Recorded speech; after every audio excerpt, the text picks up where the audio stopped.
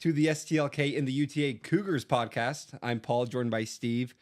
Depressing week of no podcast, followed up by a depressing football game.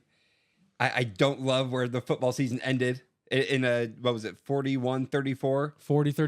40-34 loss to Oklahoma State in a game that would have made us bowl eligible. You were there. Talk to me about it. Yes, we were in Dallas for Thanksgiving. My wife has a couple sisters that live down there. We had a fun week with the family. Stillwater's not exactly on the way home to Utah, but there's a route. There's a route that I convinced my wife. Yeah, I was gonna say you showed it to her and you said, "Babe, this is kind of on the way." This is basically on the way, and it works. And we were there, and we went as a whole family. Took all 4 kids.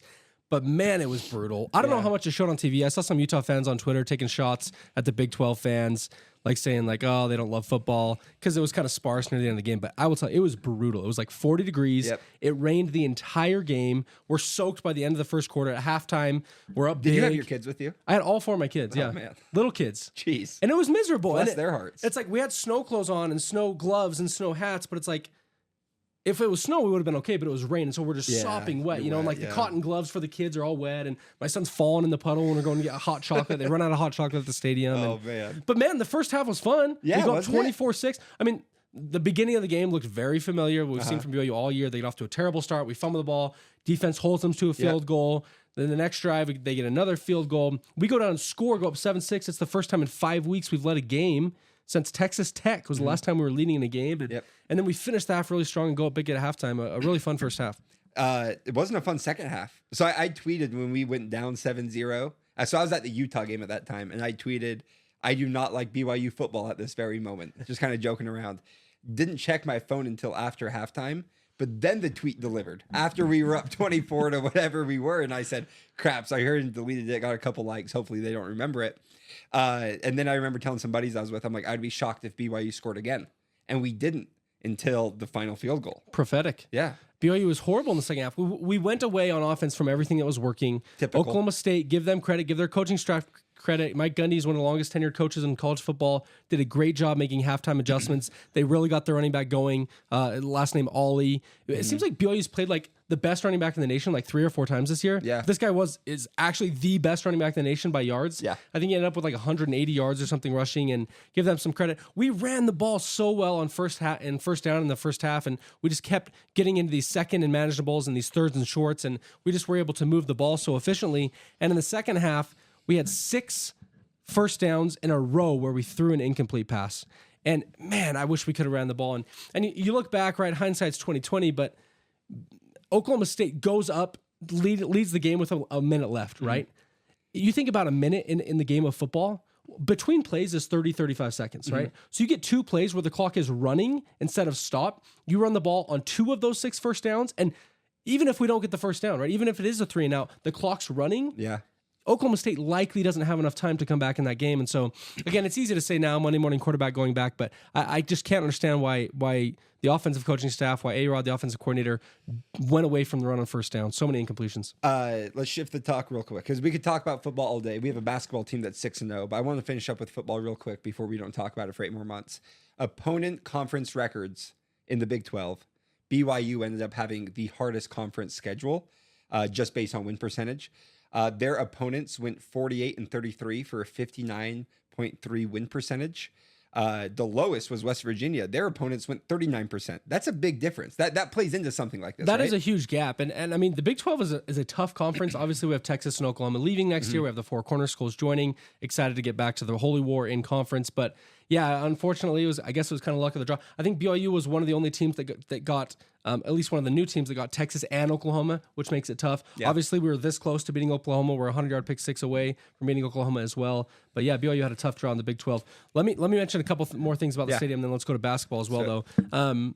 Really cool place. Stillwater it's in the middle of nowhere in Oklahoma. Like, we drove an hour and a half with nothingness, and then you take kind of a detour off the freeway, and there's like just this college town.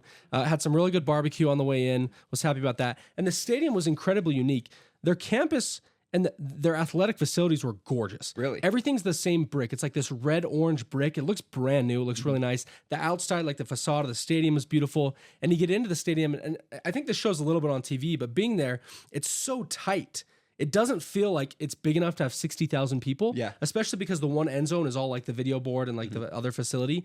But everything's so tight to the field. Like the wall that goes into the stands is only like 6 or 7 yards off of the field. That's far. And so it's just like a really tight, intimate, cool setting. And shout out to the fans there. They're really nice. Like I said, I had all our kids with us, and they're super nice with the kids. And cool. we had a really good time. Were you guys Stillwater. covered in BYU stuff? Me and my wife were in BYU stuff. The kids, we just had their winter coats on. We didn't have any BYU winter coats for the kids, but everybody was so nice. And I love live mascots. I didn't know this until the second half. They only run out their mascot when they score a touchdown. Oh, cool. So they had 2 field goals in the second half, nothing. But the announcer goes, "Here comes Bullet," and they have this black steed that just sprints out onto the field, and everybody goes crazy. And that was a fun time. So yeah, great time in Stillwater this weekend. That's awesome. Real fast, I'm gonna put you on the spot here. Is Jake Retzlaff our starting quarterback week 1 next year? Is he or should he be? You have a gun pointed at your head. Is Jake Retzlaff going to be our starting quarterback week 1? Yes, I think so. Really? I think so. I saw enough from Jake that I like. He was inaccurate. He made some questionable decisions in that Stillwater game, in the Oklahoma State game. Like we talked about, he looked good in his first start against West Virginia. You got to understand, he did not have a great offensive line this year. There's a Pro Football Focus was on the Ben Criddle show today, and they went through some of the grades. And if I could pull this up, the pass blocking was decent from the O-line. Run blocking was bottom 30. Running back rushing grade was 116th in the nation out of 133 teams. Our receiving grade was 107th in the nation. Our passing grade was 100th in the nation. So I don't know if we have enough to say that Jake can't be the guy. If BYU goes out and gets a proven quarterback in the transfer portal, great.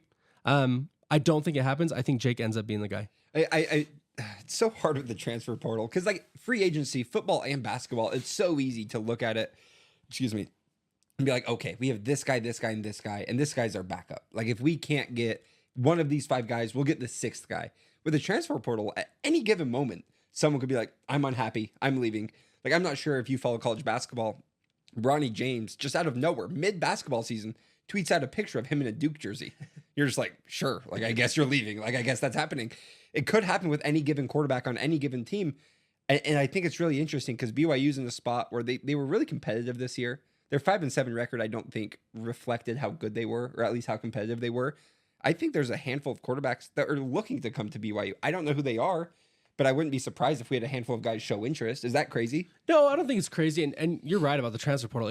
It's craziness, right? And BYU has struggled recruiting for the last couple of years. When Kalani first took the job from Bronco, everybody kind of saw Bronco as a poor recruiter, as someone that like wanted guys that wanted BYU rather than going out and getting them. He was waiting for guys to come to him. And when Kalani came in, he was supposed to be this huge recruiter that pulled in all the best recruits. And you look at the recruiting rankings over time, and it just really has not panned out. And so then you add in the transfer portal where not only do you have to recruit a guy out of high school, but now you have to recruit like every player on your roster, like every year, right? And then you have to go out and recruit players on other people's rosters to come to your school. It's a headache. It's a massive headache. And BYU, I think it's been well documented. They don't fund their recruiting staff and their recruiting motion well enough. And so I do look, as the Big 12 money starts to pump into Provo, I do expect them to do a better job recruiting. But who knows? Like, you see quarterbacks from good teams that played good that enter the transfer portal, from good teams that didn't play that enter, from bad teams that played bad. And so it's just like, there's going to be dozens and dozens of quarterbacks on the market, and so we'll see. But I wouldn't be surprised if Jake Retzlaff runs out first game.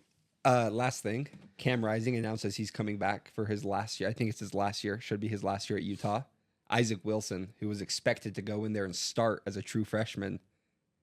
I don't have any sources on this. Is there a chance? I would love to see someone at BYU get the checkbook out and see if we can't sway him away. I think that'd be incredible. I think he's going to be a star at the collegiate level.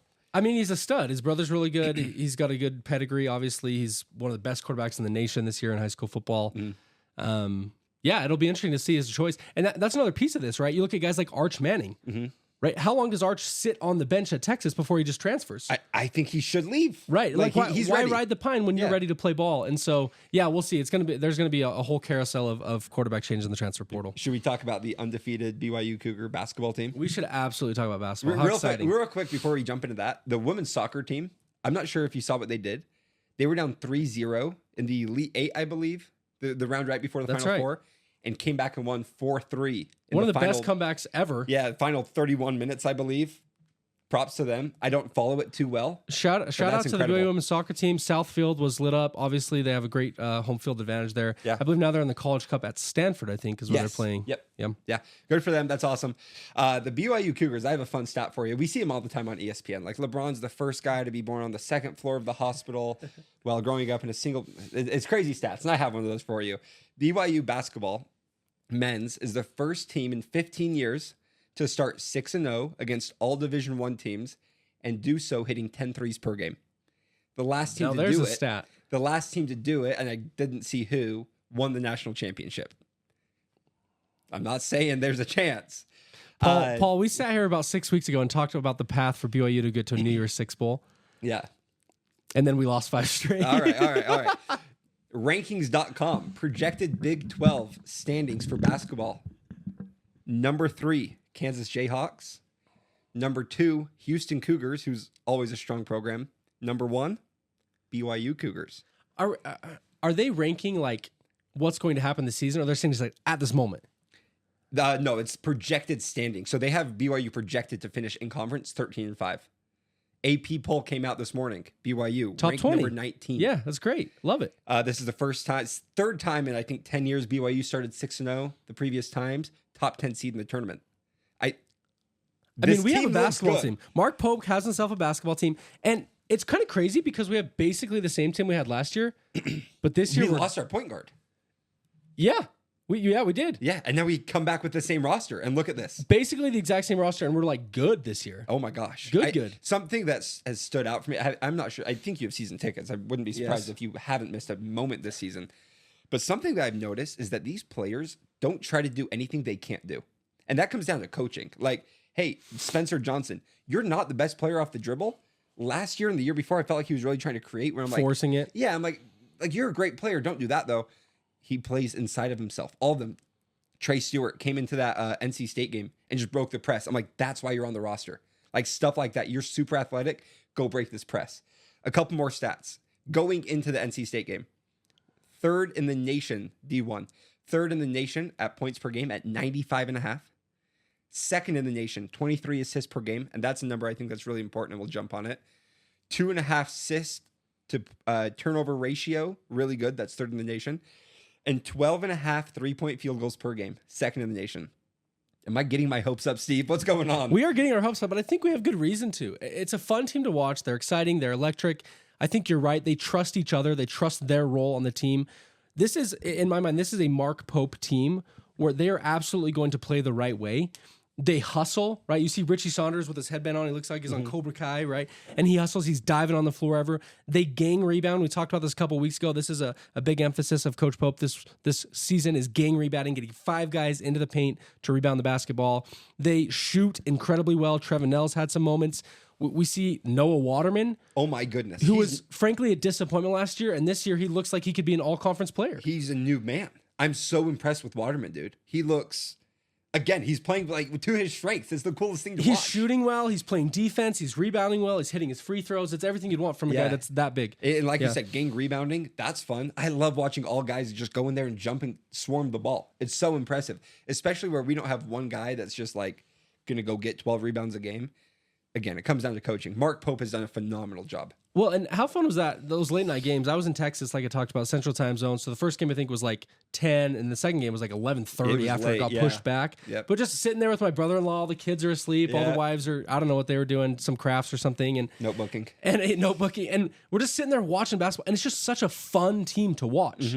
And just to see, obviously in the second game we got off to a little bit of a slower start, but then as the game went on in the second half, we started to expand that lead a little bit. But man, it was sure fun to watch that team, and they have a couple challenges coming up. Yeah. I don't know if you saw last night, Utah went and gave it to St. Mary's. Yeah, didn't see that coming. St. Mary's was projected as the #1 team in the West Coast Conference this year, ahead of Gonzaga, which is crazy. Now, I don't think they're going to live up to that. They lost to Weber State at home, but Utah looked great playing them, and BYU plays at Utah next Friday. Yeah, so Fresno State this Friday against up at the Delta Center. At the Delta Center. That's what I was trying to say. Thank you for getting me there. Then they play Evansville, who's an interesting team. They haven't played any great teams yet, but they've played teams that are consistently pretty okay, like Miami of Ohio, Chattanooga. Evansville's 6-0. They haven't lost yet. I think that's a big trap game. I think that's something to kind of look out for. If we're going to lose early, I think it's going to be them. But again, I like that we're seeing challenges early. Yeah, and it's nice that we get them at home. Yeah, right? that is nice. The schedule's very favorable to us this year, and I don't know all the ramifications or what goes into home versus away in the early season, but it seems like we've had almost every game at home this year, and that's definitely a big advantage playing in the Marriott Center. We don't play a game, I just realized, outside of Utah in all of December. So we're playing at the Delta Center this weekend, play at home against Evansville. We're playing at University of Utah. Lake, Yep. And then we're home, Denver, Georgia State, Bellarmine, never heard of them, and Wyoming, all at home in December. That's awesome. Huge These guys don't have advantage to for us. travel. Yeah. Well, and we talked about a couple weeks ago, BYU could legitimately be 13-0 going into this into their conference season. I do think that Utah's a bigger test than we realize right now. They have 2 7-footers that they start. They have very capable players. Yeah. They're number 55, a guard. I can't remember his name, Madsen maybe. Last night, he's just athletically. Is that the one with long hair? Yeah, a little bit long hair, kind of scruffy. I think he had a headband, and one of these dunks he threw, and I'm like, whoa, that's a player right there. And so Utah's going to be a good team. We'll see if Utah fans show up to support their guys at the Huntsman Center. Usually they don't. Well, I was going to say, it's kind of interesting because this team's really competitive. And like you said, they're athletic, they're fun. I'm surprised they don't fill up that arena more. Like, I can't figure out why Utah fans don't catch on to basketball. Like, they have a good student section. The Muss is one of the better student sections in the country. They have a lot of pride around their football team. And they have a good basketball team this year. And they haven't been, I mean, a few years ago, they were bad. Yeah. The last couple of years, they've been a decent team, and they still can't get fans to show up for their games. I mean, like, you ask someone outside of Utah, like, is Utah basketball good? They're like, yeah, I think so. They beat Duke in the tournament a few years ago. They're constantly, like, okay. It's not like they're widely recognized as a bad team. Top 40 Ken Palm, I believe, right now. Yeah. Yeah, they're a legitimate team. And so it'll be fun to see if they can get some fans out. I know a ton of BYU fans that are going to the game. At one point, they were selling $5 general admission tickets. Get out. So I snagged a couple of those. I'll be there. Is this at the Huntsman Center? It's at the Huntsman Center. Okay, cool. Yeah. So So I think it'll fill up for that, right? You have to think. you'd think so. Even if guys come up from Provo, like, it's going to fill out. Should be a fun environment. Good game. I'm really excited. Who's been the biggest impressing guy so far on the team for you? It's got to be Noah Waterman. He's just made a massive stride. Obviously, transfers in from Detroit Mercy a couple years back. We all kind of thought, I think he's listed at 6'11". I don't think he's that tall, but he's a big presence. He's got a big body. He was going to be a shooter, and it just didn't work out last year. Like, he didn't seem like he ever got in a flow. He was never found himself. And this year, he's been massively impressive. Like we talked about, he's shooting well, he's playing hard, he's rebounding well, and his size, I think, is going to be crucial. I do think one of the Achilles heels of this team is we don't have a lot of size, and especially going into the Big 12. Like, our best interior player, Foose, is 6'6", maybe 6'7". Big body, but big short. body, but it doesn't have the height. Atiki is, I think, 6'10", but kind of a hothead. Who knows? We have a, what's his name? From the Middle East, I From believe. Egypt. Egypt, that's Khalifa. where it is. Yes. That guy's big. That's a big He's huge. man. It's a big man. He didn't play much, though, even in the game with Atiki suspended after he kind of smacked the guy in the face. Yeah. Kind of weak. But he didn't play a ton. It'll be interesting to see his development, but he definitely has the size, that's for sure. Yeah, I'm really curious. I was at the, trying to think what game it was, San Diego State. He came in, and he did exactly what you would expect. Come in, have a couple fouls, grab a couple rebounds, and just push people around for 3 or 4 minutes. I think BYU needs to get back to at least giving him a couple minutes per game, because I think there's going to be games, whether it's in conference play or in the tournament, where we just need a big body out there for 4 or 5 minutes. I'd love to see him get developed a little bit more. And they have to protect Foose because of how good of an interior offensive player he is. And in college, they still have the 5 fouls, which they need to move to 6. Yeah, they do. But they still have the 5 fouls, and you get 2 early fouls, and you're out for 20 minutes, right? So they need to protect Foose on the defensive end, and so I think that Khalifa is going to fill that role eventually. Yeah. Yeah, I'm really excited for this hoops team, man. I don't have much more to talk about other than excitement. Like, it's just there's a lot of buzz around this team, not locally but nationally, and I think this is the most buzz probably since 2020 when they shut down the tournament, because there was a lot of hype going into that year with Mika and I think it was Haas. A lot of people are like, this is a dark horse. We had, I think, 5 starters, not starters. We had 5 seniors that played a lot. I know Jake Toulson was on that team. Toulson, that's my who it favorite BYU basketball player ever, Jake Toulson. Just so mature, played within himself, never got in a rush, played so well. And I was, I had season tickets then too. We beat Gonzaga, who I think was number 2 at the time. That was fun. On senior night, and everybody stuck around in the arena. And Coach Pope was on the mic. He passed off to the seniors. Everybody said something. There was so much excitement. I think it was the last day of February. Yeah. And then a couple weeks later, I flew out to Kansas City to meet with a client, a work trip. I was at the Big 12 tournament. Oh, yeah. When they shut it down. No. It was literally halftime, and the guy gets on the mic and says they're shutting down the tournament because of this COVID virus. And Anyway, we all remember what happened after that, but it was a gonna crazy say time. That ended up being important, didn't it? Yeah. But that was an incredible BYU basketball team, and it's sad that we'll never see what they could have done. But I mean, the team this year has potential to, I think, at least be that good. Yeah, I just think it's so not shocking, because obviously I'm like, as a fan, you almost expect to be good, whether you're right or wrong. But just to lose our point guard from last year, not have any key additions, and just come out on fire.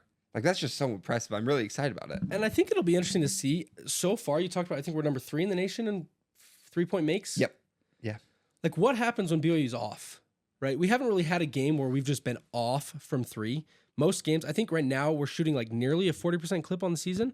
Maybe you have something there, but like what does BYU do when Trevenell and when Noah Waterman and when Spencer Johnson and when Dallin Hall are not shooting the ball well from the arc? Like, do we have enough inside? Do we have enough from Foose? Do we have enough from some of those interior players? We might, and we might not. I think at the volume at which we shoot, though, is going to protect us a lot. I mean, like, we saw the Rockets in 2017 shoot like 4 for 40 or something ridiculous, miss like 28 straight. So that always could happen. But we shot the ball 34 times from the 3 in the NC State game. I think the pace, I think the pace we play at really protects us, because we are going to get a lot of shots up. And here's the thing with averages is that they're always going to play out. Like, you can shoot the ball 50 times, and if you're 10 for 50, you're probably going to make a few of your next shots. And I think the pace really protects us. Again, if that doesn't happen, I'm really curious to see what it looks like, because I don't think we stay this hot from 3. I'm not sure what the exact percentage is. But again, I'm not sure. We might lose those games. Right. But again, if we can't figure it out, that worries me in March. But for the conference play, I think it's okay. I think we're fine. and that's what I was going to mention, was that when it comes to conference play, and we do have the length and the athleticism of these Big 12 teams, like, and there's BYU has a lot on tape, right? The season's still early, and coaches start to figure out how to guard BYU, because you're right, we're getting a high volume of shots, but we're also getting good looks. Yeah. It's not like we're just jacking up shots. And funny enough, BYU is also top 10 in the nation in 3-point percentage defense. Oh, really? So not only are we getting good looks and making a lot, but we're also stopping them from getting other looks, which I think is one of the reasons that we've seen this. You know, we're not only winning games, but we're winning by a really good margin. I wish you didn't tell me that stat. I have this weird theory, and I could be wrong. It's a theory that I think 3-point percentage defense 9 times out of 10 comes down to luck. I really do. I don't know why. Because how about free throw defense? Like allowing guys to go to the line, or allowing guys to shoot like percentage from the line? It's kind of a crazy stat, but BYU, especially at home, and Greg Wrubell tweeted last year, we'll see what happens this year. BYU, I think, was the best team in the nation in free throw defense. Really? Just meaning when you're playing a team and they shoot free throws, they're bad. Yeah. And I think a lot of that means is the a rock. lot at home. Yeah, like, yeah. That's and a real I thing. think a huge part of it is the rock. You know, you've seen the signs, and they're holding up the faces, and and it's a glass backboard, so you're seeing everything up there. I can't imagine shooting in when they have like the black and white going like this. I'm like, I'm like 20 yards this way, and I can't see How is that still legal? I don't know. It makes college basketball fun, but it really does. Anyway, yeah, it's kind of an interesting stat, but you think 3-point field goal defense is... I think that's almost a luck stat, simply because, I mean, it's so hard, because like if you watch the game, you're like, no, they don't allow good looks. But at the same time, it's like these guys, these Division I basketball players are so good that like a hand in their face like doesn't mean much. Like, I've had the chance to play a lot of D1 guys, just like between like pickup sessions and stuff. And it legit feels like, and I feel like I'm an okay defender. Like, I'm not D1, but you know what I mean? Like, I can hold my ground. But it doesn't matter what you do. They're like shooting over a chair when I'm guarding them. And I'm like, I'm 6'1", 6'2". Like, it shouldn't be shooting over a chair, but it is. So I think that number is partly luck. One thing I do like, BYU's been getting to the line a lot. They're drawing a lot of fouls, which I feel like is something that the team last year and the year before didn't really do. But to your point, we are attacking inside. And the points in the paint don't reflect that, simply because we do get fouled a lot. If we can keep that up, I don't think the 3-point percentage really matters too much. And when we shoot as well as we do, it really expands the floor. Yep. Right? So teams can't just hold on the interior guys. They have to guard the corners. They have to guard the wings. Yeah. And so then that gives opportunity to drive. It gives opportunity to drive and kick and get to the free throw line. And so, good things happen when you make threes. The spacing this year, that's what you were talking about. I think it's been some of the best it has been, especially because Waterman's been hitting shots. When you have 4 guys that can just sit on the outside and you can't really leave them, it's going to open up the inside. And it makes it really hard to double Foose as well. If they're going to bring that weak side defender to double Foose, and I mean, give him credit, he's not huge, and so sometimes he tries to go over the head and it gets blocked, but I think he's a pretty good passer out of the post. And so teams have to make a gamble, right? Do we double Foose and leave one of these 4 shooters open, or do we let him go one-on-one and he's going to drop his shoulder and get to his right-handed hook and put it in? Yeah, that right-handed hook is so deadly. But when he pump fakes and goes back left, chills in my body. Anything else you want to touch? I think we're wrapping up. Man, tough football season. Oh, man. I think a lot of fans coming in thought 6-6 was realistic. Get to a Shreveport, get to New Mexico Bowl, get to El Paso. But man, it sucks to be sitting here and not be going to a bowl. It really sucks that BYU doesn't get the 15 extra practices for a lot of their young talent. Yep. I think the transfer portal is going to be very active here the next couple of weeks, and so we'll see. But yeah, looking forward to basketball. Should be a fun season for sure. Should be fun. Women's soccer, like we talked about, they're in the Final Four. I'm not sure when it starts, but I'm really excited for them. That'd be pretty sweet to bring home a national title. And they have a real shot at it. Yeah, they're a dang good team. Yeah, so that'll be cool. Anyway, that's been it. We're going to be on this feed again next week. I think we're moving to one a week for BYU for now. If basketball really starts heating up, we might go back to 2. But this has been the STLK and the UTA Cougars podcast. I'm Paul. This is Steve. That was fun.